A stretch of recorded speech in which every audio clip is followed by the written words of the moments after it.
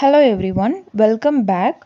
Today we are going to tackle a crucial part of the OET examination, that is the reading part B subtest. In this video, we will cover everything you need to know about reading part B. By the end of this video, you will have a clear understanding of how to approach this part of the test. Now let's dive in and make this journey a rewarding one. Here, firstly, let me explain the format of this part. Secondly, let's discuss some methods. Finally, let's go over some practice questions. Now, let me give a brief overview about this part. Here, you will be helped with 45 minutes in total, but please keep in mind this 45 minutes is combined with part C as well. You can perfectly manage your times in this part by giving only 2 minutes for each question. To discuss about the structure of reading part B, you will be getting 6 questions in total, which means roughly you can take 12 minutes to deal with part B. The type of short text which you get in reading part B consists of approximately 100 to 150 words. This could include hospital guidelines, policy documents, internal communications, manuals, or procedure descriptions. The question type for reading part B subtest is multiple choice questions with 3 options for each question. Skills assessed under this session is understanding gist, identifying specific information, interpreting meaning. Here comes few preparation tips for cracking your examination. First one is familiarize with text type. Here you need to make yourself familiar with the text type which is given in your question. Second one is practice skimming and scanning. Here you need to quickly identify the main ideas and key points in each text. Skim the text to get an overall understanding and scan for specific information relevant to the question. Third one is expand healthcare vocabulary. Here you need to enhance your understanding of medical terminology and workplace jargons. Familiarize yourself with common phrases and expressions used in healthcare settings. And the last one is practice with sample questions. If you are practicing with more sample questions, it will boost up your score as well as your reading skill. This session can look bit tricky, but with the right strategies, you can master it. Here I am with the perfect strategy to score 6 out of 6 in reading part B. Firstly, read the question and understand this question in your mother tongue. Secondly, read the passage and highlight the key informations from the passage. Thirdly, eliminate the wrong answers by reading the options and comparing it with the passage. The last one is be time efficient.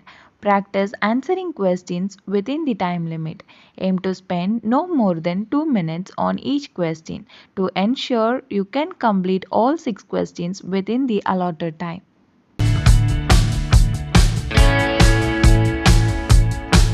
Here you will be dealing with two types of question prompts. One is incomplete question and the another one is complete question.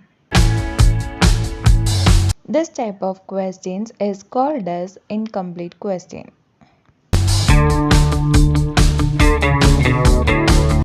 This type of questions is called as complete questions where you can see question mark at last. Now let's go over some sample questions. By using the strategies which we learn now, try to solve out these questions.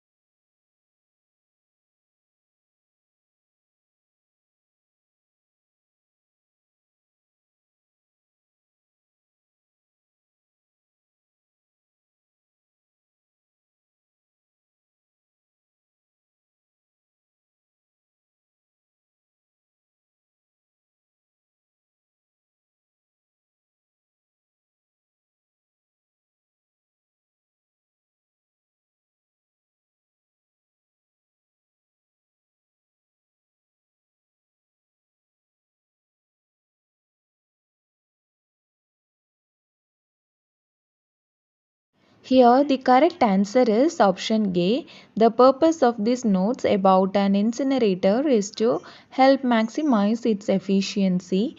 This is a type of incomplete question. Here, the answer will complete its meaning. The main keywords from the question is purpose as well as an incinerator. When we read this text, we can find some information about safety procedures as well as waste separation, but they are not the purpose. And when we read the highlighted information, they will give the exact meaning as well as they are the purpose, so that we chose option A as our correct answer.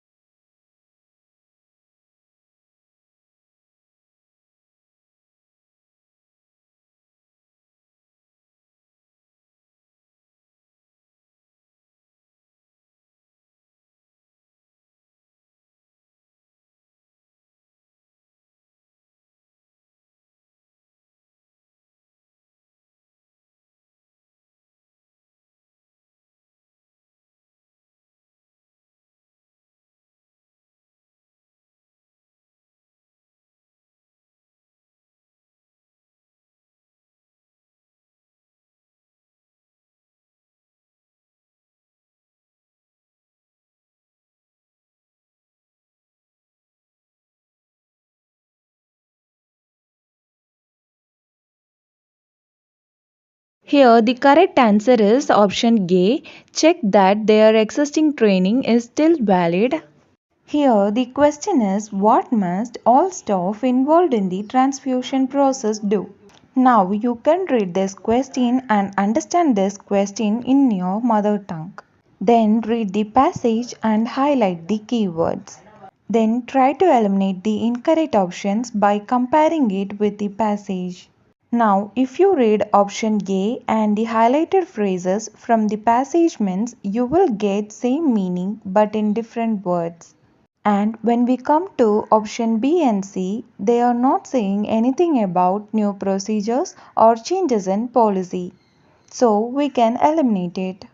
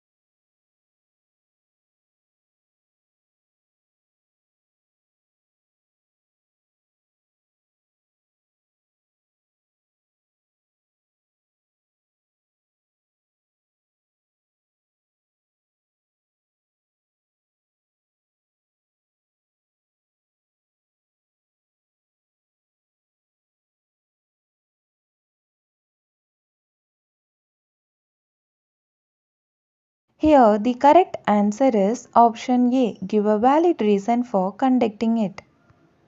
Here, the question is when seeking consent for a post mortem examination, it is necessary to give a valid reason for conducting it. We chose option A because in text we can see the person consenting will need an explanation of the reason for the post mortem examination and what it hopes to achieve.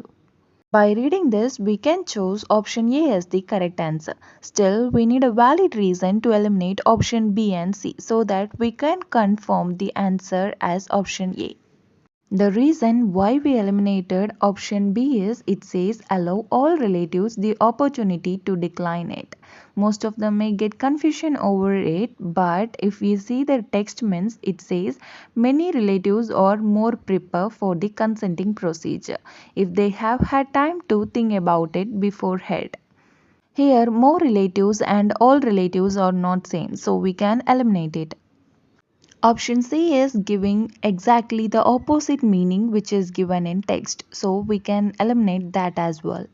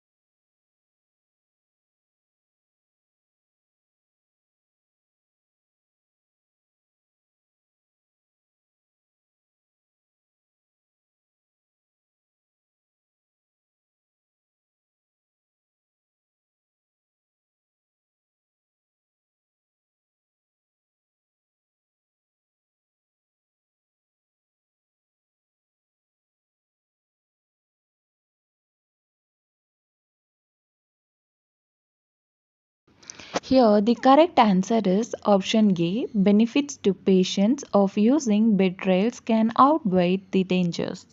Here most of them may get confusion over option B which says number of betrayal related accidents has reached unacceptable levels. When we see this text we can find some informations relevant to that as well.